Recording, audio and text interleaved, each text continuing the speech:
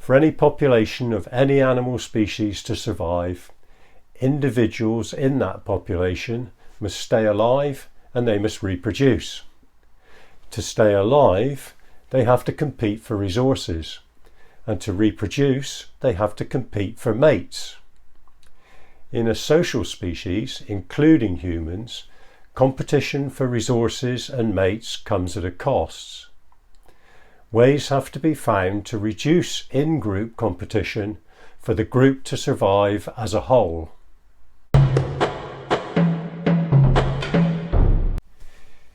In the episode on independent behaviour, we used game theory to show that individuals are rationally and naturally competitive. Competitive behaviour is innate. All living organisms are competitive, and that is our start point. Different species have evolved in different ways with different lifestyles. One important difference is whether individuals live an independent solitary lifestyle or an interdependent social lifestyle. Solitary individuals avoid direct contact with others of their own species as much as possible. They avoid unnecessary competition. They are independent. They do everything they need to do to survive without any help from others. They only seek contact with others in their own species to reproduce.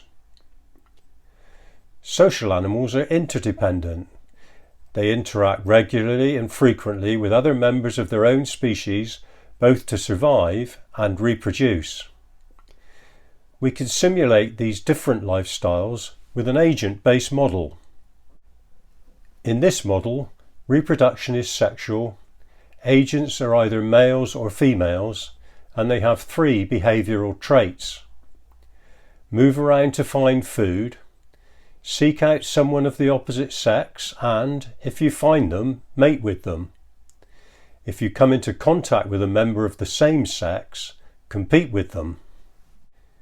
If we simulate a solitary species behaving this way, the population rises to a level where individuals can find members of the opposite sex often enough to reproduce without too much competition with members of the same sex. The population grows and spreads out across the whole ecosystem. The population is not limited by the carrying capacity of the ecosystem, which is 150, shown by the red line on the graph. It is limited by its own density. When there is too much unintended interaction with others of the same sex, competition limits population growth. A social species is interdependent, and individuals live in a group and interact frequently with members of both sexes. If a social species follows the same behaviour patterns as a solitary species, regular and frequent competition between individuals of the same sex leads to the group dying out. To survive as a social group, individuals in the group must change their behaviour to reduce competition and bring stability to the group. Social individuals live close to one another and interact regularly and frequently. As they interact, relationships develop between individuals. The nature of the relationship which emerges depends on 2 things: regulation of behaviour and individual learning capacity. Regulation alters the outcome of an action with a reaction, making the outcome from the action better or worse. This is known as operant conditioning. Learning is getting to know other individuals and how to get the best outcome for yourself when interacting with them. With appropriate regulation and enough learning, competition between individuals within a relationship is reduced. A social group is a network of interconnected relationships, and the collective behaviour of the group depends on the nature of the relationships and the behaviour of the individuals. The more regulation there is, and the greater the capacity for learning, the more competition is reduced in both relationships and the group as a whole. If we add regulation and learning to the survival model, the behaviour of individuals changes. Competition within the group is reduced and the group survives. Changing behaviour within the group does not eliminate competitiveness in individuals, and there will still be rivalry. It adds collective behaviour to the group, which enables the group as a whole to compete more effectively with other groups and species. With 4 groups, each occupying its own territory within the ecosystem, the population of a social species can grow to exceed that of the solitary species, limited only by the carrying capacity of the ecosystem. There are 2 types of regulation which alter learned behaviour in different ways. As a consequence, different types of relationship emerge. The pairs interconnect as different network structures and form groups with different styles. One way of interacting is to reciprocate, to respond in the same way as an individual acts towards you. Pairs of individuals form relationships based on equality and trust. The behaviour of both the individuals in the pair is collaborative and cooperative. The pairs interconnect to form a partnership structure, and the style of group is egalitarian. We can synthesize the emergence of egalitarian groups with an agent-based model. Individuals act in their own best interests, using a rational assessment of the probable outcomes based on what they've learned. Collaborative and cooperative behaviours emerge, and as relationships grow stronger, levels of cooperation increase in pairs and in the group as a whole. Levels of cooperation and trust between individuals and in the group depend on the levels of reciprocity and learning. At low levels of interaction and learning, the number and strength of relationships is low, and the result can be separate networks or isolated individuals. There remains a high risk of competition between unconnected individuals and a low probability of the group surviving intact.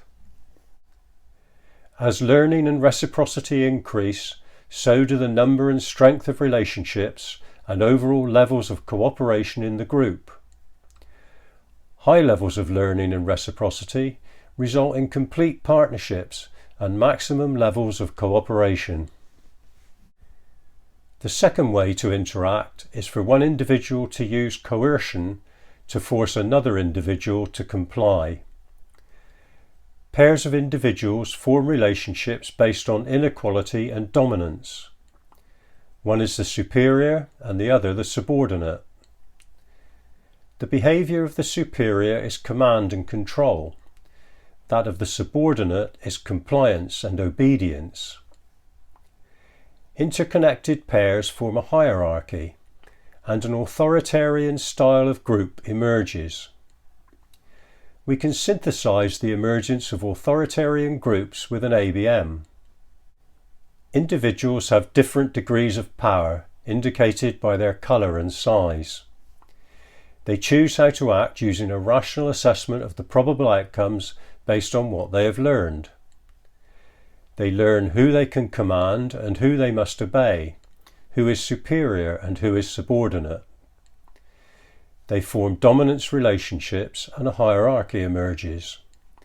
The more complete the hierarchy, the less competition there is in the group, and the more likely the group is to survive. If the level of coercion is low and learning capacity is low, differences in levels of power are not apparent or accepted. Competition is rife and no hierarchy emerges. The group does not survive as a group. Increasing coercion and learning lead to increasing awareness and acceptance of power differences. A hierarchy emerges, but some individuals continue to compete, and the weaker of those do not survive. There are 2 ways in which competition can be minimised further and the group survive intact. One way is to increase levels of coercion and learning to the maximum, so that power differentials become clear and a one-to-one hierarchy emerges, a complete pecking order where everyone knows their place.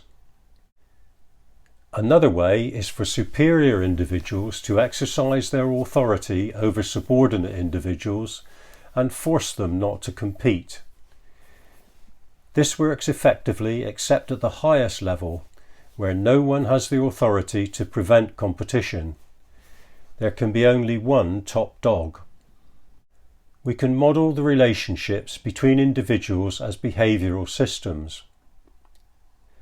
When autonomous individuals act independently, they make their own choices of goals and actions. When two such individuals interact, the relationship between them is one of rivalry, and they compete with one another. In a hierarchy, the superior individual is dominant. It is an unequal relationship and a one-way street. The superior makes the decisions and commands the subordinate, coordinates activities using control, and regulates behaviour with coercion. The benefits from coordinated action are shared as determined by the superior, usually unfairly. The superior gets the lion's share, and the subordinate gets the leftovers. In a partnership, individuals are of equal standing. Every relationship is a two-way street, a meeting of hearts and minds.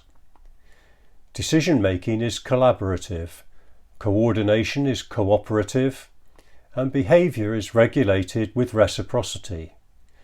The benefits of collective action are fairly shared. So far we have looked at hierarchies in authoritarian groups and partnerships in egalitarian groups in isolation.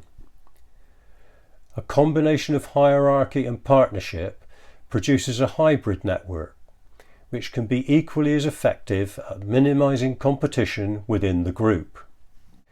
We can synthesize the emergence of a hybrid network using the agent-based model from earlier.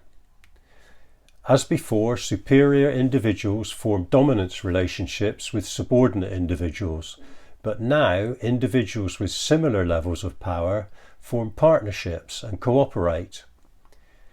The result is a hybrid network of relationships which again minimizes within-group competition and allows the whole group to survive. This network is complicated, but we can display parts of it for clarity. There are 4 levels of power: red, orange, brown and yellow. Showing the 2 individuals at the brown level, we can see that they are subordinate to all of the more powerful yellow individuals. We can also see that the equally powered brown individuals cooperate with each other. Looking at the most powerful yellow level, we can see that they are not subordinate to anyone, but they cooperate with each other rather than competing. In this hybrid network, there is no top dog. The outcome of interaction and learning in social groups is a network of relationships which minimizes in-group competition. We can compare the performance of different structures using the metrics of network theory. Learning capacity limits the number of relationships that any individual can build and maintain. In all 4 of these networks, learning capacity is the same and limits the number of relationships to 5. We will use 3 network measures to compare performance.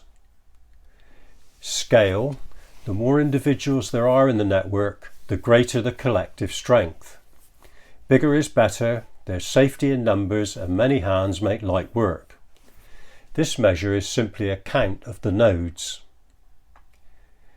Cohesion: the more connections each individual has on average, the more cohesive the network. There is more solidarity, more togetherness, and it is more robust. In network metrics, this is the measure of average degree. Efficiency: the more directly connected individuals are, the easier it is to communicate, collaborate and coordinate, to share information and pass instructions, and the more efficient the network will be. In network metrics, this is the inverse of average path length. What the analysis shows is that partnerships have greater cohesion and efficiency, but they are limited in scale. Hierarchies can grow to any scale, but they become less cohesive and efficient as they become larger. Like hierarchies, hybrid groups are larger than partnerships, and like partnerships, they are more cohesive and efficient than a hierarchy. Each structure has its strengths and weaknesses, and none is preferable on all three measures. If we take productivity as the product of scale and efficiency, or scale divided by distance between nodes, then hybrid networks seem to have some overall advantage. Social networks evolve and adapt to their environments, and real-life populations are a complex mix of innate and learned individual behaviour and emergent and social collective behaviour. There are solitary individuals, authoritarian social groups, and egalitarian social groups. There are rivalries, hierarchies and partnerships, competition, collaboration and cooperation, and coercion and compliance. Populations of different species have different relationships and behaviours which position them in this triangle. Within those populations, individuals exhibit different behaviours on the scales of dependence, competitiveness and dominance. Those behaviours are not fixed, and they vary over time and with circumstances. This complexity makes it difficult to see clearly why individuals and groups behave the way they do. But understanding the different components of behaviour is a good place to start. In this series of episodes, we've used game theory, system models, network models and agent-based models to analyse and synthesise behaviour from a number of perspectives. We've looked at innate and learned behaviour in autonomous individuals, group behaviour, social networks and systems of governance, rational and evolved competitive behaviour in independent individuals, emergent behaviour in flocks, shoals, herds and crowds, and social behaviour in egalitarian, authoritarian and hybrid social networks. So far, everything that we've covered applies to most species of animals in one way or another. In the next episode, we'll concentrate on the behaviour of modern humans and see what, if anything, makes us different from other species.